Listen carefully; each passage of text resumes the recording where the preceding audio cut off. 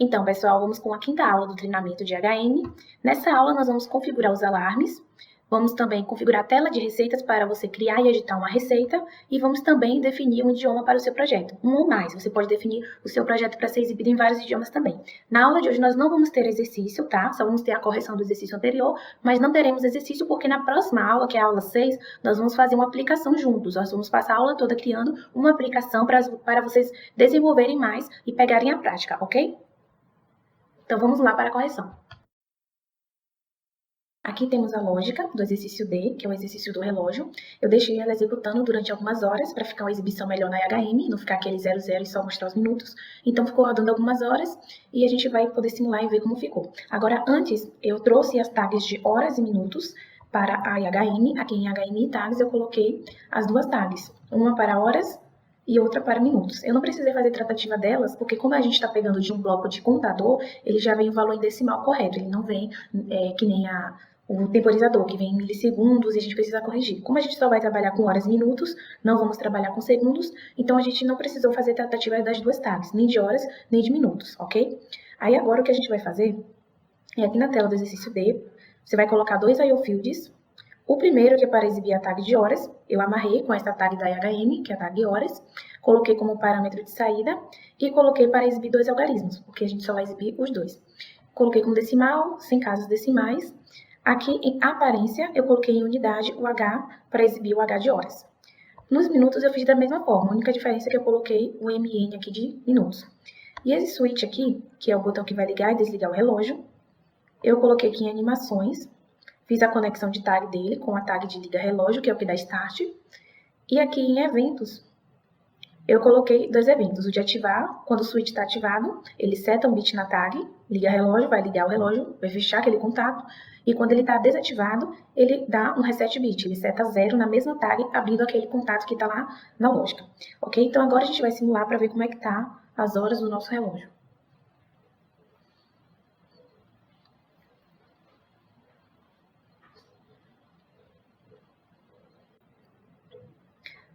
Bom, aqui ele já vai aparecer às 16 horas e 40 minutos, que é o que está contando até o momento. O switch, ele está na posição on, então aquele contato lá da lógica está fechado, ele já mudou para 41. Se a gente vier aqui e deslizar para o lado, ele vai para off, vai parar a contagem e vai reter esse último número aqui. Ele só vai voltar a contar novamente quando a gente vier e mudar para on. Aí ele vai voltar a contar novamente dos 41 que ele tinha parado, ok?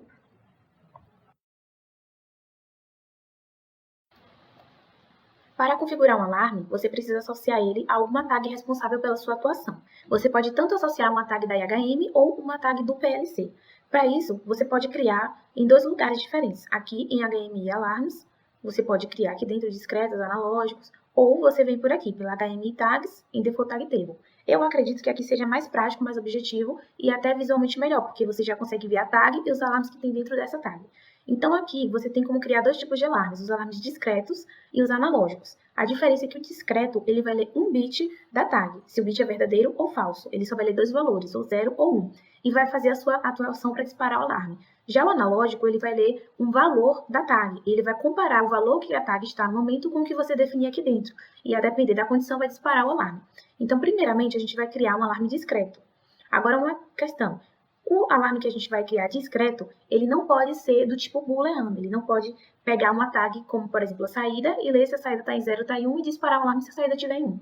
Ele não funciona dessa forma. Para você configurar um alarme do tipo discreto, você precisa ter uma tag de alarme que seja no mínimo em um número inteiro, que seja do tipo int, que tem 16 bits, ou então um word. Então você precisa criar aqui dentro uma tag, a gente vai criar uma tag chamada de motor, vamos criar aqui alarme motor. Alarme motor. E essa tag, ela vai ser do tipo int. Nós vamos colocar como int, mas pode ser de vários tipos. Inclusive, a tabela está lá na apostila para você poder consultar quais são os tipos de tags que você pode criar aqui.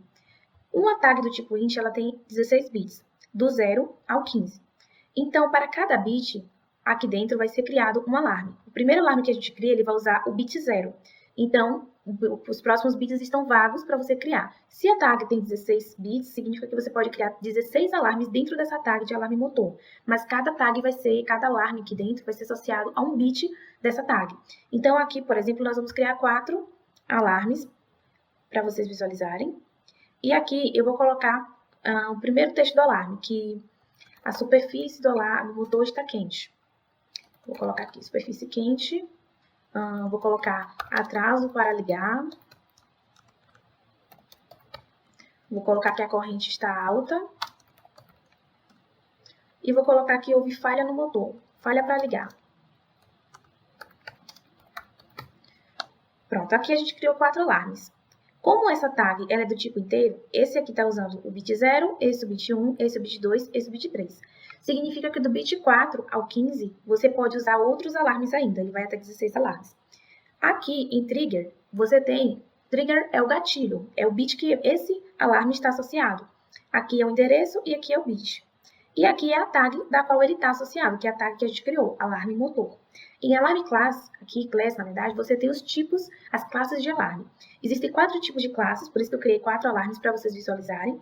Cada classe está associada com um nível de prioridade, sendo que existe um nível que tem menos prioridade, é o nível que exige menos intervenção do operador, que é o que não exige intervenção, ou serve apenas de aviso, e o de maior prioridade é o que gera maior impacto na operação ou na área que você tiver o seu equipamento.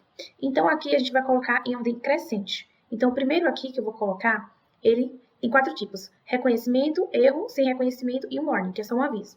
Então, o primeiro aqui eu vou colocar como sem reconhecimento. Ele vai ser um alarme que não precisa de reconhecimento, não tem um nível de prioridade muito alto, não gera muito impacto, então ele só vai aparecer no histórico de alarmes e pronto. O segundo, nós vamos colocar aqui como um alarme de um warning. O warning ele vai aparecer apenas um aviso, também não exige reconhecimento, mas já vai aparecer com um pouco mais de atenção, vai exigir mais atenção do operador. O corrente alta nós vamos colocar como reconhecimento, porque ele já vai exigir um reconhecimento do operador de que aquele alarme está atuando, que a pessoa visualizou e que vai ser tomada uma ação devido àquele alarme. E o último nós vamos deixar como erro mesmo, que já tem uma prioridade mais alta, já gera um maior impacto e que, inclusive, exige a maior atenção do operador. Então, vamos colocar nesses níveis, tá? Tem mais explicado também na apostila para você aprofundar sobre como definir as classes de alarmes. Então, aqui nós definimos esses 4 alarmes para essa tag aqui, alarme motor. Foi o alarme discreto, beleza? Agora, nós vamos criar um alarme do tipo analógico. Lembrando que o analógico, ele lê o valor de uma tag, vai comparar com o que você definiu no alarme, e se for aquele valor, ele vai disparar o alarme. Então, a gente vai usar aqui a tag acumulado, que foi aquela tag que a gente usou no gráfico de tendência, que ela varia de 0 a 10, e a gente vai usar essa variação dela para disparar vários alarmes. Então, aqui dentro, a gente vai selecionar ela, e aqui em Analog Alarms, nós vamos criar 4 alarmes. Como essa tag não está controlando nada na lógica, está servindo apenas de exemplo, vamos supor que essa tag acumulado fosse um sensor que está medindo o nível de um tanque.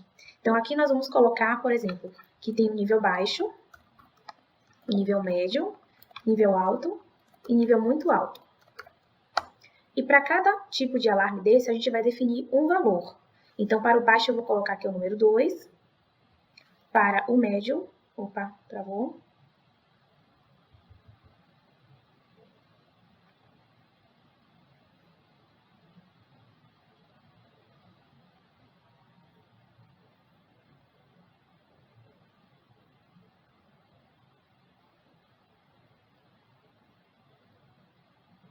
Pronto, para o 2 é o nível baixo, o nível médio vai ser o 5, o nível alto vamos colocar o 8 e muito alto vamos colocar aqui o 10. Aqui do lado, em Limit Mode, você vai definir se você quer que o alarme dispare quando for igual ou maior a 2, ou então se você quiser que for menor que 2, entendeu? Menor ou igual a 2. Aqui você define isso. Aqui em Alarm Class, nós vamos colocar aqui nível baixo, como ele não tem nenhum tipo de ação, nem prioridade, vamos colocar sem reconhecimento.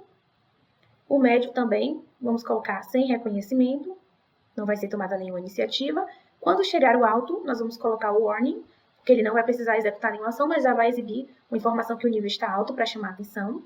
E no muito alto, nós vamos colocar o reconhecimento, porque ele já tem uma prioridade, já gera um impacto na operação, então a gente precisa colocar ele com uma prioridade um pouco mais alta. Então, feito isso agora, já criamos os 2 alarmes para a tag acumulado e a tag alarme motor, a gente vai voltar lá na nossa tela. Eu criei uma tela, aqui aquela tela que a gente estava usando, eu coloquei o nome dela de tendência, onde tinha um gráfico de tendência, aqui eu criei uma tela nova com o nome de alarmes. Aqui a gente vai colocar só as telas das visualizações de alarmes, tá? Então, aqui, o que é que a gente vai fazer? A gente vai selecionar Default Tag Table e vamos trazer essas 2 tags, a acumulado e a tag alarme motor. Por quê? Porque como essas tags não estão associadas ainda a nenhum equipamento físico, a gente só está usando aqui de exemplo, a gente vai precisar simular o acionamento desses alarmes. Então, a gente vai usar esses IO fields para setar os bits e os valores para a gente poder usar esse alarme. Então, aqui eu vou colocar um texto para a gente visualizar aqui, que aqui em cima é da tag acumulado, onde a gente tem o alarme discreto, desculpa, alarme analógico.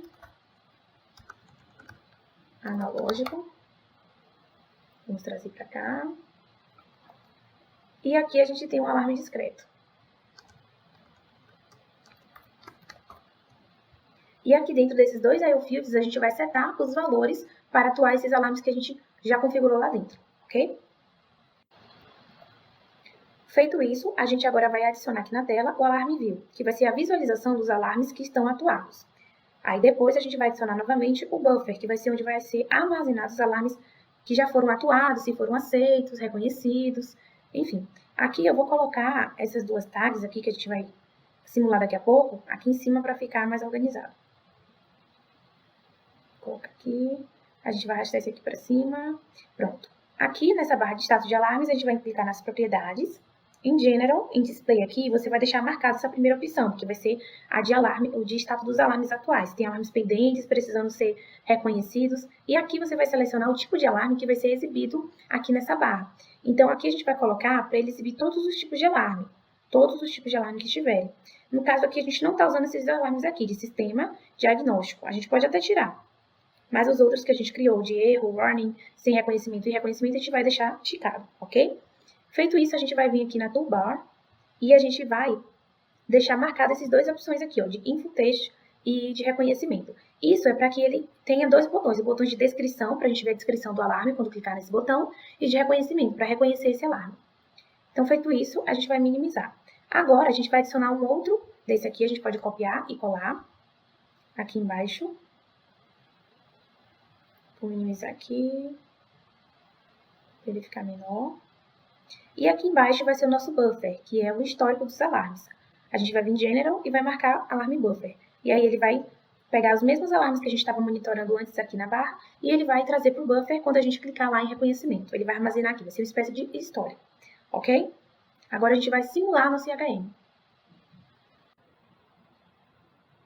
Pronto, aqui na tela, o alarme analógico, ele está monitorando o valor daquela tag acumulado. Então, vai disparar várias vezes aqui o alarme. Vai disparar o baixo, depois o médio, depois o alto, ele vai sumir, vem para o buffer e vai disparar novamente.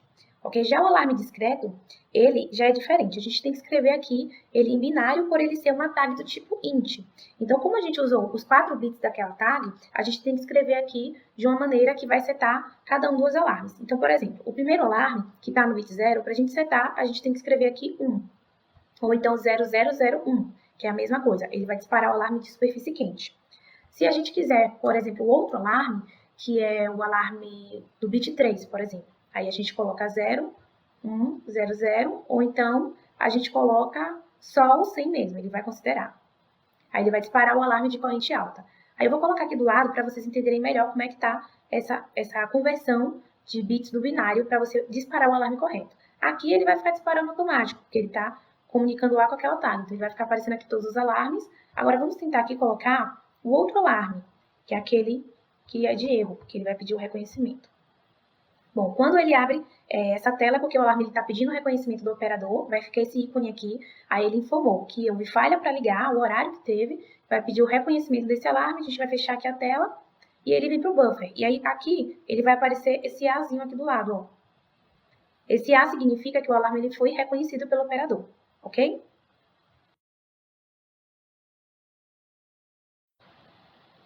Aqui eu já tenho a tela de receitas criada. Eu acabei de criar, coloquei uma legenda aqui para a gente saber que ela é da tela de receitas. E como qualquer receita, quando a gente vai executar, a gente precisa saber das quantidades de cada ingrediente. Então, para isso, a gente precisa criar uma tag para cada ingrediente que vai ser usado. Então, você vai em HMI Tags, e nós vamos criar aqui 3 tags para uma receita de macarrão. Vamos colocar a água, o sal e o macarrão. E aqui a gente vai declarar elas como tag interna. Mas digamos que fosse um exemplo real, você teria que associar uma tag dentro do PLC, que é a tag de quantidade daquele ingrediente, ok? Então, vamos criar aqui quantidade de água, quantidade de sal, vamos colocar aqui quantidade, underline sal, e quantidade de macarrão, que é a massa. E elas nós vamos declarar como do tipo inteiro.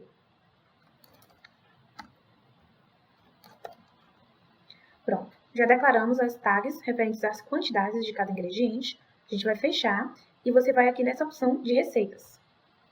E aqui você vai criar uma receita nova e aqui dentro ficam os elementos dessa receita. Então a gente vai criar a receita 1, o nome dela vai ser macarronada ou macarrão. Ela vai ter o código de número 1, então quando a gente for fazer a edição da receita lá na IHM, a gente vai colocar ela como receita 1, vocês vão observar. Aqui a data de criação, onde está sendo armazenado, o tipo, número máximo de dados que podem ser armazenados e o tipo de comunicação, que é do tipo tags. A gente vai usar tags de ingredientes. Então aqui a gente vai colocar o primeiro elemento, que é o ingrediente 1. Ingrediente 1, que vai ser a água. E aqui nós vamos associar aquela tag de quantidade de água. Aqui em Data Type já vai aparecer o tipo da tag, que é inteiro. Data Length é o tamanho, a quantidade de algarismos máximos que vai dar para você colocar. Então, só dá para colocar o máximo número de 2 algarismos que você pode escrever, é 99. Aqui é o valor mínimo e máximo. O Default Value é um valor padrão. Quando você não digitar nenhum valor, qual é o valor que ele vai assumir para a quantidade de água? Eu vou colocar aqui 5, por exemplo. Aqui em casas decimais, você pode colocar também, se você quiser casa decimal para colocar com precisão. A gente vai colocar agora o ingrediente 2. Nós vamos colocar o macarrão. E vamos colocar aqui a tag da quantidade de macarrão. E vamos deixar da mesma forma. Se não tiver nada escrito, então ele vai assumir o valor padrão de 20, por exemplo. Casa decimal, a gente pode colocar 1 também. Se você quiser colocar 20,5 kg e 200. E aqui a gente vai colocar o ingrediente 3. Faltou o N ali. Aqui de ingrediente 3. Que vai ser o sal. A tag é a quantidade de sal. Se não tiver, a gente coloca 1 como padrão. Casas decimais também. Então, a gente já colocou aqui os ingredientes, já temos uma receita de macarrão, colocamos os elementos dela, ok? Agora, a gente vem na tela de receitas e vamos selecionar esse objeto, que é Recipe View, que é para a gente poder visualizar e editar receitas. Então, a gente vai colocar ele aqui. Pronto. Agora, a gente vai simular em HM.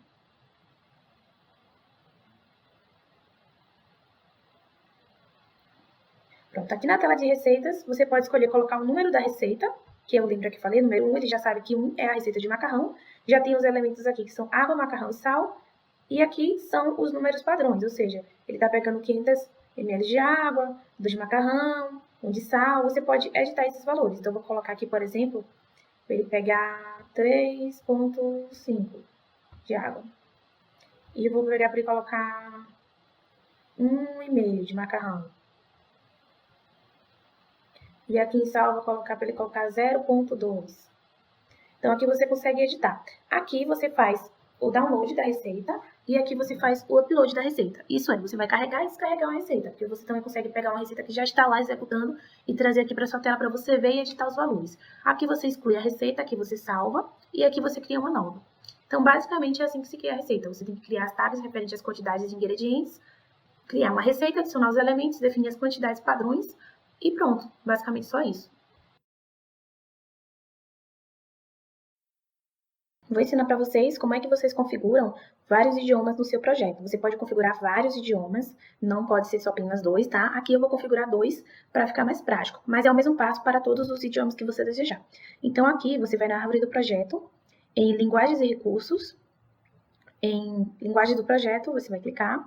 E aqui vai ter todos os idiomas disponíveis para você colocar o seu projeto. Ele já vem indicado o inglês dos Estados Unidos, nós vamos colocar o português. Então, aqui, nós vamos buscar o português do Brasil, aqui. Português do Brasil. Vamos esticar aqui essa opção.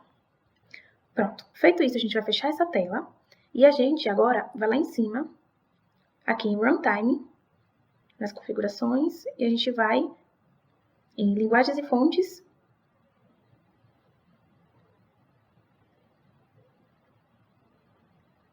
E aqui a gente vai marcar também o português. Aqui ele está considerando que o idioma principal é o inglês e o português é o segundo idioma, ok? Então, feito isso, ele já vai ter essas duas opções de idiomas. O que você precisa fazer é pegar todos os textos que você tem e fazer a tradução. Isso você faz aqui, ó, lá embaixo, em textos dos projetos, ele vai aparecer os textos dos dois idiomas, de inglês e português. Aqui você pode fazer manualmente. Por exemplo, aqui em água, ele tá água, posso colocar como water, em inglês, e colocar água em português. Você pode fazer isso aqui manualmente. Ou, se preferir, você pode exportar, traduzir e depois importar de volta, tá? Isso vai do que você esteja fazendo, porque às vezes a aplicação é tão grande que você não tem como fazer essa tradução aqui manualmente. E aí é mais válido você exportar, traduzir e importar de volta. Mas é aqui que você faz isso. Então, eu vou fazer toda a alteração aqui dos textos e vou cortar o vídeo, ok? Pronto, já fiz aqui a alteração de todos os textos, já fiz todas as traduções equivalentes aqui. Você também pode fazer essa alteração no próprio objeto. Se a gente fechar aqui a tela, no botão de receitas aqui, por exemplo, da tela de receitas, em propriedades aqui em textos, você escolhe o que você quer exibir em inglês e em português. Aí tem como você fazer dessa forma também, você vai clicando nos objetos e vai fazendo essa alteração aqui, ok? Agora o que a gente vai fazer é criar um botão que quando a gente clicar, ele vai fazer essa troca de idioma. Se a gente clica e vai para português, se a gente estiver em português e clica, ele vai para inglês, ok? Então a gente vai pegar aqui o botão, vamos adicionar ele aqui no meio. Em propriedades, aqui em eventos, impress, nós vamos colocar aqui uma função de settings. Dentro de settings, aqui em set language, ele vai setar o idioma. E vamos deixar nessa opção toggle, porque aí ele vai fazer a troca entre os idiomas que estiver disponível. Como a gente só deixou disponível inglês e português, ele vai alternar entre esses dois, beleza? Então, o que a gente vai fazer é que em textos a gente vai colocar um texto para que quando ele estiver em inglês, ele vai exibir no botão o texto para mudar para português, e quando estiver em português, o texto para mudar para inglês. Então, aqui a gente vai colocar a abreviação ENG e em português PORT. E aqui embaixo a gente vai colocar o contrário, porque aqui embaixo é quando o botão está atuado. Então, se ele estiver em inglês, ele vai exibir a informação para mudar para português. Se estiver em português, vai exibir para mudar para inglês. Feito isso, a gente agora vai simular a HM.